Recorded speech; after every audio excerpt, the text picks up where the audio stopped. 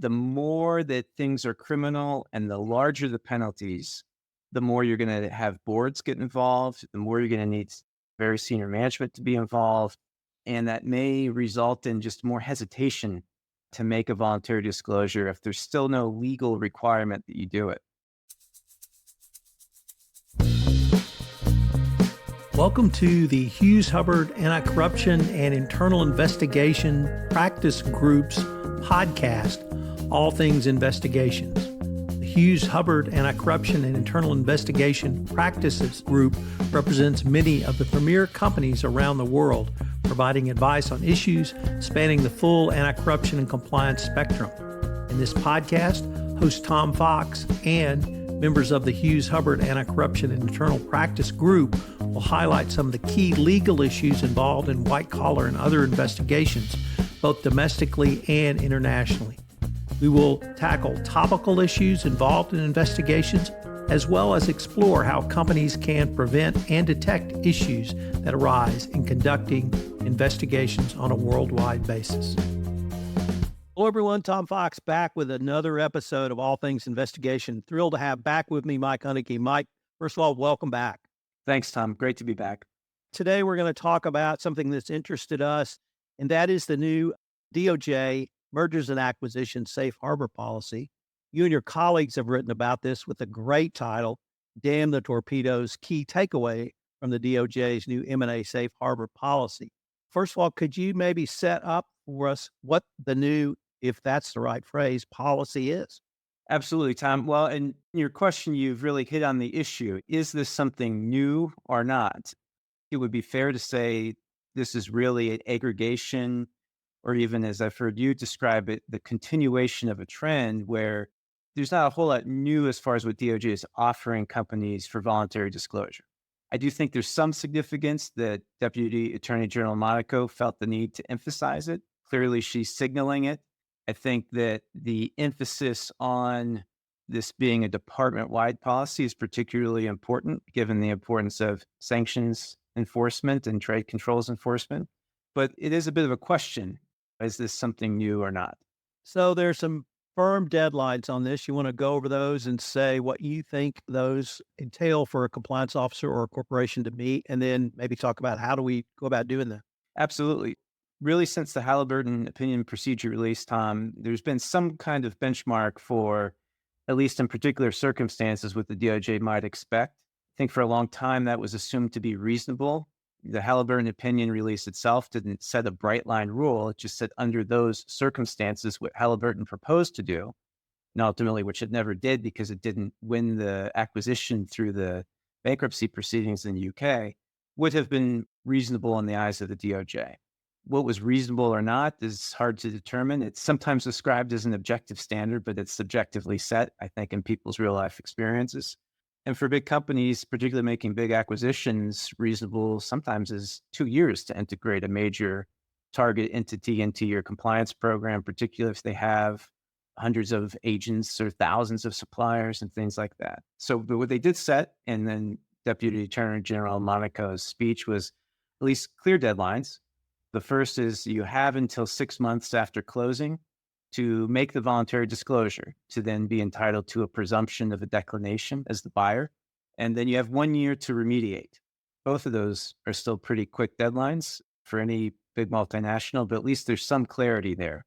The DOJ did also allow for reasonableness, wiggle room here or there, but that's going to be how they see it, not you. So you can certainly argue for it, but I wouldn't count on it.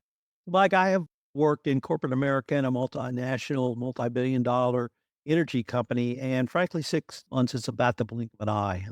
Yes. So this is a pretty aggressive deadline to meet, but I think it can be met, or at least you can work towards it if you take some key steps pre-acquisition. If you find that a fair assessment, how would you suggest a compliance professional think through meeting this 6-month deadline? I do think that's fair. And if I were a compliance professional in-house, Tom, I would go to my general counsel right now and ask for more resources, because it means you need to be at the table, and you need to be at the table earlier in deals. The only place you have to really gain time is pre-close, and the earlier you're involved pre-acquisition, the better. Now, does that mean you're there with a team of 10 people and an army of external lawyers. No, the deals might even become unprofitable at that point. But it does mean earlier in the process and early as possible, you need to be around the discussion, you need to be at the table and have an understanding of, well, okay, are there going to be some thorny issues here? What countries are we doing business in at the target? Do they rely a lot on third parties or not? Is the type of thing they're doing or selling controversial? And frankly, either from a anti-corruption perspective or from a potential sanctions or export controls risk perspective. The sooner you're at the table and a meaningful player in the discussions, the sooner you can spot issues and try to get ahead of them. So years ago, I interviewed a former chief compliance officer, and he said he had four sort of informal guidelines for pre-acquisition due diligence. This was really before data analytics came into fore, but his four key interviews were the following: the target's CEO to establish tone at the top, the target's CCO to really get a sense of the overall effectiveness of their compliance program, the target's head of operations to understand where they were doing business, how they were doing business, and who they were doing business with. And then maybe top two couple of salesmen just to see how they conducted themselves and the things they did as the top salesman, and then taking perhaps a deep dive into some of their expense accounts.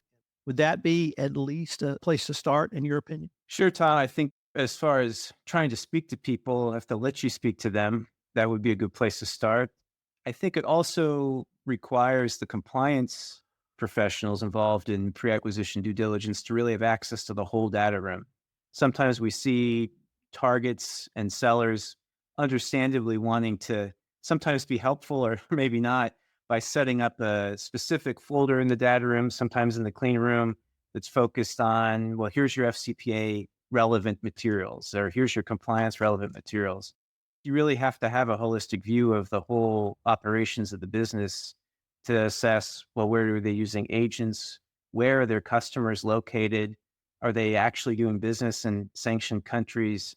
Your job at this point, really both as a compliance officer, but also as an employee of the business, is to help your sales team and your M&A team value the company accurately. And if there's business flows that you're not going to be able to maintain, let's say you're subject to US jurisdiction and the target hasn't been, you need to know whether you can count on some of that business or not, or if some of that business needs to be frankly carved out of the deal or valued at zero effectively because you just can't continue it. Having that bedrock of familiarity with the data room then is a great basis to talk to those people. And certainly you do need to talk to them because you'll get a sense not only maybe you've interpreted or misinterpreted the data room, but how do they feel about compliance? What is their culture? What tone are they giving you in the interview? Or have they been waiting to talk to you and they're excited about their program, or are they not so thrilled to speak to you? That's a great point that you raised about the business valuation, because in all things and with all things compliance, there's really an underlying business reason to do it. And you hit it precisely on the head. If you're doing business in a way that you cannot going forward, or your company will not, that shouldn't be part of your business valuation. And it simply protecting yourself from legal ramifications is one area. But in my mind, the bigger area is not getting that contract revenue or any additional work if the target is using tactics, strategies that are antithetical to the FCPA as well. Let me turn to another area that I really appreciated you and your colleagues brought up in the article. Yes, this is M&A, but Mr. Buyer or Ms. Buyer, this applies to you. Could you maybe talk about what this means for companies thinking about being?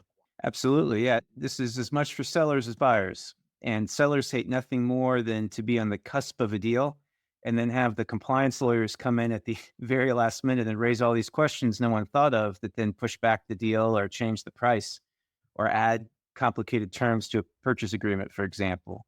So sellers should be looking at this and anticipating that there will be more questions from buyers and more questions from buyers counsel. And they being the buyers, may actually ask and insist upon the sellers making that disclosure even themselves in some cases, which I think on the export controls and trade sanctions side of the house, so to speak, is more common pre-acquisition. Sellers can save time, they can avoid the unnecessary delays or unexpected delays by anticipating that compliance questions, not just anti-corruption questions, but any type of compliance questions related to U.S. law are now going to come up more often and be more important to the buyer. Like one of my favorite stories in pre-acquisition due diligence was a major U.S. tech company going private, and the then chief compliance officer told me he was called on December 24th at home and asked about due diligence on an agent at Indeed. And this was not a merger and acquisition, it was private. But I wanted to use that example as a way to introduce the question. Is this new safe harbor provision something that major players in the private equity space might consider going or using for their own protection as well? Absolutely. If you're a private equity fund and you have a portfolio of companies and you want to prepare them to be sold efficiently and quickly, just as we were just talking as far as sellers in a maybe typical, maybe that's not quite the right word, but M&A deal, as a PE fund, you actually do have an incentive to prepare your companies to be sold under this new policy. Now, it doesn't mean you have to flip the private equity script and overinvest in loss leading compliance functions, but you should be anticipating that these questions are going to come up. And the stronger program you have and the more awareness you have of the compliance, let's say, status of your portfolio companies, the better you'll be able to make deals efficiently and to maximize the value of those companies. This policy was not simply limited to the fraud section, the FCPA unit. It was a department-wide policy. What implications do you see by making this policy department-wide? For me, Tom, the huge implication is that this dovetails with the DOJ has been saying now for a long time that sanctions are the new FCPA. If you look at Lisa Monaco's speech, she starts with an emphasis on companies being on the front line of national security issues today, not really just limited sanctions or export controls, but also terrorist financing. And so they are very, very, very interested, they being the DOJ, in having companies play an active role in these national security issues and really, in a sense, American foreign policy. To really have that role be meaningful to them, the DOJ, they need information. They need to know who the bad players are. They need to know who are the companies that are facilitating sanctions evasion. And so they really need companies to come forward. For me, the fact that this applies to the National Security Division is extremely important and is a big signal to companies. Mike, I know you have been thinking about this convergence of anti-corruption, anti-money laundering, export controls, and now anti-terrorist financing for quite some time. But in December of 2021, the Biden administration announced its policy on anti-corruption, elevating anti-corruption to a national security issue. Of course, in February of 2022, we had the Russian invasion of Ukraine and an attendant explosion in not only export sanctions, but money laundering sanctions. And now with the conflict in the Middle East, I think many people are more focused on terrorist financing, use of cryptocurrency perhaps to finance terrorism. Do we seem to be moving towards some type of convergence, or are you and your colleagues seeing that? And if so, how does a compliance professional think through advising senior management up to the board? Well, Tom, as someone who grew up as an FCPA lawyer, I'm a little bit biased, but what I think it means is that you now have to apply across the board what I would call an anti-corruption mindset. Some might call it paranoia. But you really have to ask yourself, what do we really think is happening? And that's the standard that you're going to be judged by. Let's take, for example, a recent prosecution in the Northern District of Georgia, where U.S. companies were sending heavy equipment to a general trading company in the UAE. And they took at face value, at least the forwarders did, a statement that the end customer was this general trading company. A general trading company on the dock at Jebel Ali port is not going to keep and use for its own purposes a bulldozer. It's going somewhere else. And I think in the future, and if not already today, National Security Division, DOJ more generally, is going to ask you, where did you think this was going? How could you possibly have thought this was actually staying where someone told you it was staying? That's just not plausible on its face. And you can get into the weeds as much as you want about HTS codes and export classification numbers, but the DOJ isn't going to care anymore. They're going to expect you to apply that kind of anti-corruption mindset, that paranoia, and ask yourself these questions, whether you're the manufacturer, whether you're the US-based freight forwarder. And so I think that's going to be a real challenge. Now, how can you prepare your teams to exercise that judgment in the right moment? And how can you target and triage what are the most important cases to be that paranoid about? I think that a good strategy is to have some of your anti-corruption in-house people work with your trade teams and vice versa, and really try to cross-pollinate the bit of mindset. On the one hand, people who have been doing anti-corruption work are not really into the weeds of these codes and classification numbers and all the different types of sanction regimes that exist. On the other hand, sometimes they're too in the weeds and they're not stepping back and asking themselves a question that now a criminal prosecutor is going to ask. This isn't administrative anymore. It's not regulatory anymore. They've added all these criminal prosecutors. They've added a chief of corporate enforcement at the National Security Division. That's going to lead to criminal prosecutions. So it's good to anticipate that now by trying to put on that hat, so to speak, and think that way before it's too late. Like one of the issues that was raised for me in this announcement was that prosecutions around export controls, for instance, are usually through prosecutions, administrative actions, or through the Department of Commerce. Money laundering comes through the Department of Treasury. They are different regulators. They are different regulations. They are different laws. And I have personal experience with export control where I could call up a BIS as I'm thinking about doing this. Can you give me a guidance? Am I headed in the right direction? My sense is you cannot call someone in the FCPA unit and say, hey, I'm thinking about doing this. What do you think?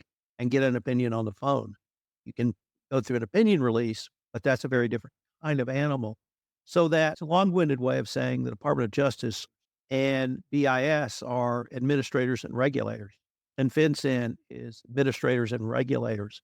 Do you see any difficulty or perhaps even leading to a counterintuitive result of less disclosures because of these differences in approaches and the now very clear signal of potential criminal penalty? Well, I think there is a bit of a risk that on the one hand, you maybe making a disclosure with an administrative or regulatory penalty is a little bit easier of a decision to make and then less soul searching than making a disclosure with potential criminal liability.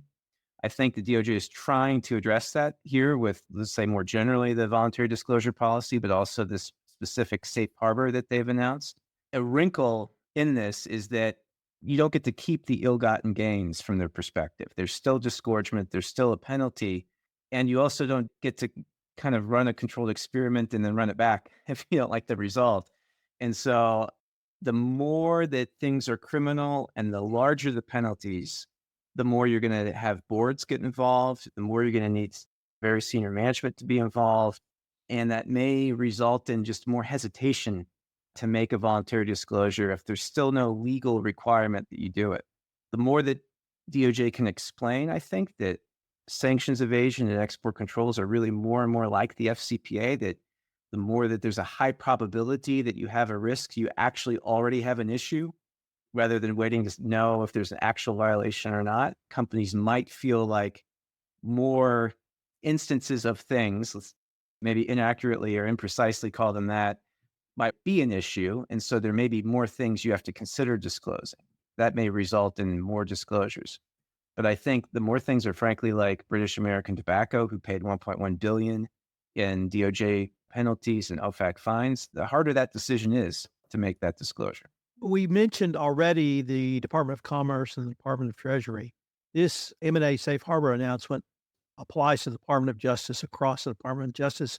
What about other departments or regulators, such as the FTC, who has a very robust antitrust enforcement regime under the current Chair Lena Khan, or perhaps other agencies who might be involved, or even the SEC? Is, in my mind, it's an open question of whether this will apply to them, but do you have some insight or do you have the same questions? Same questions, Tom. And maybe we'll see not so much time that some of the other agencies adopting a similar policy, or at least agreeing to follow the same approach if there's already been a disclosure to the DOJ in the context of an acquisition.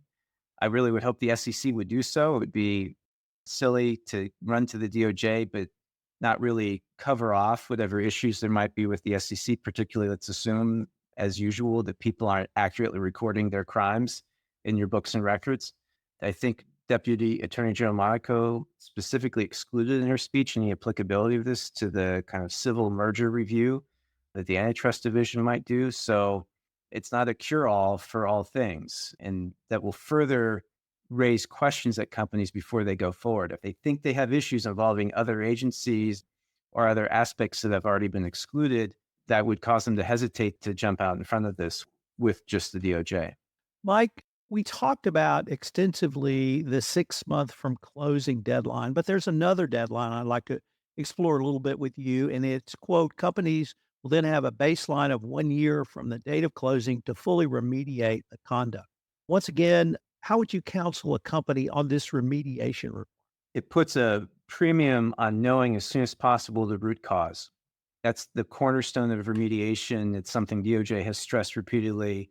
If you think there's a problem that you've identified in pre-acquisition due diligence, keep asking questions, keep trying to get information out of the seller or the target so that you have a view as to the root cause. And as soon as possible after close, start to integrate that into your program, prioritizing things that will remove the root cause. So if someone just didn't have a export control classification system, day zero, have a plan for who's responsible and how is that going to get done? Because a year is not much time to implement something across as any company of significant size. Particularly, they're almost always going to be coming with their own ways of doing things. And depending on whether it kind of looks like a merger of equals or not, some targets actually think they're the acquiring company and push back a lot on the imposition of the buyer's culture and policies. So identifying root cause is absolutely the key. And then realistically, you're not going to be able to integrate an entire company into your compliance program in 1 year. Make sure you have a plan that's well documented and based on the due diligence for prioritizing what's coming in first. If you know they have 700 agents and they don't do any due diligence, that might still be your top priority. This may sound like a very basic question, but I'd like to go ahead and ask it anyway. Would you advise a company to have both an investigative and a remediation team working simultaneously? That's question one. Two, how do you coordinate those two functions? Is it one person at the top? Is it a committee? How do you help a company think through meeting both prongs of the M&A Safe Harbor provision? I think having a separate integration team is probably a luxury, Tom, that a lot of companies wish they had, but I think in practice don't. And they end up being the same team. And then the question is, well, what should those same people do? If there's still an investigation going on, that's obviously a priority. At the same time, are they responsible for integration? I think that they have to work closely together. Now, maybe the integration team, let's say that they're separate, or maybe they're wearing separate hats at different times, should just have a plan and keep focused on the big picture of what policies and procedures need to be implemented and how. Maybe you can have separate people doing the training and communication on that. I think you're absolutely, in any case, going to need a strong culture and strong tone from the top. You're going to need top management of both the buying company and the target entity, whoever survives that, to really set a tone like, this is really important and we're doing this now. If you've already disclosed to the DOJ, or even if you haven't, you also have to be cautious about so-called trampling of the evidence or spoliation of the evidence. You need to know when you acquire the company, are you also acquiring the data? Maybe you are if it's a share purchase and you're buying the whole thing, but if you're just buying some assets and there's a surviving entity that will carry on afterwards, are you even going to have access to the things you need from an investigation perspective? If a company, for example, is running its international agents out of a strategy department at headquarters and they're selling one particular business, the people in the business may not even know who the agents really are and certainly may not have been involved in the due diligence on them. So creates a lot. I know an easy answer, Tom. Certainly not an easy answer to that question.